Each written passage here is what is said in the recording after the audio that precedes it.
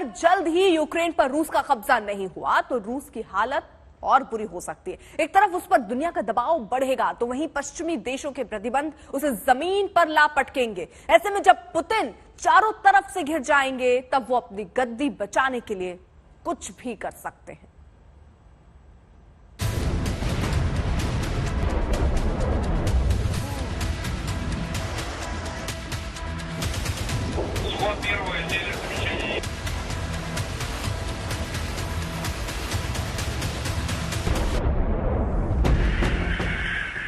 रूस दुनिया की सबसे बड़ी परमाणु शक्ति है, इसीलिए पूरा मौजूदा हालत जब कब क्या हो जाए कुछ कहा नहीं जा सकता।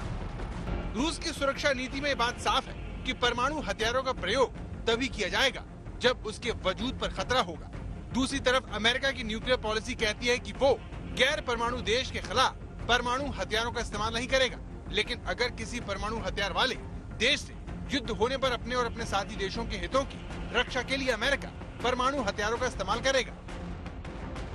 इस तरह रूस और अमेरिका दोनों की परमाणु नीति ऐसी है कि कब कौन परमाणु हथियार चला दे कुछ कहा नहीं जा सकता, क्योंकि पुतिन के एतराज के बावजूद नाटो देश रोजाना 17 विमानों में हथियार भरकर यूक्रेन पहुंचा रहे हैं। इन हथियारों के इस्तेमाल की ट्रेनिंग भी नाटो यूक्रेन के सैनिकों को दे रहा है। यानी हालात बहुत तनावपूर्ण है, जिसमें पुतिन धमकी पर धमकी दे रहे हैं और दुनिया 27 साल पहले की उस घटना को याद करके परेशान हो रही है जब चंद सेकंड से रूस का परमाणु हमला रुक गया था। बात 25 जनवरी 1995 की है, जब रूस की कमान येल्त्सिन के हाथों में थी। रूसी रडारों को सीमा के पास बैरेंट सी के ऊपर एक मिसाइल दिखी जो तेजी से रूस की तरफ बढ़ रही थी और समय बहुत कम था। इसके बाद राष्ट्रपति येल्त्सिन के न्यूक्लियर ब्रीफकेस का अलार्म बज उठा और उन्होंने अपने ब्रीफकेस को एक्टिव किया।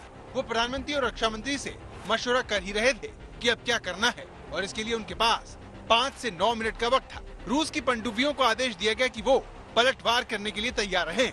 हालांकि बाद में पता चला कि ये वार्निंग अलार्म एक फॉल्स यानी गलत अलार्म था। ये दरअसल नॉर्वे का एक रॉकेट था जिसे एक वैज्ञानिक मिशन पर छोड़ा गया था।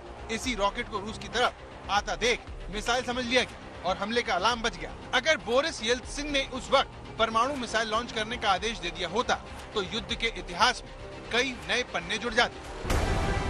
कीव से गौरव सावंत, राजेश पवार और मारियोपोल से गीता मोहन, आज तक।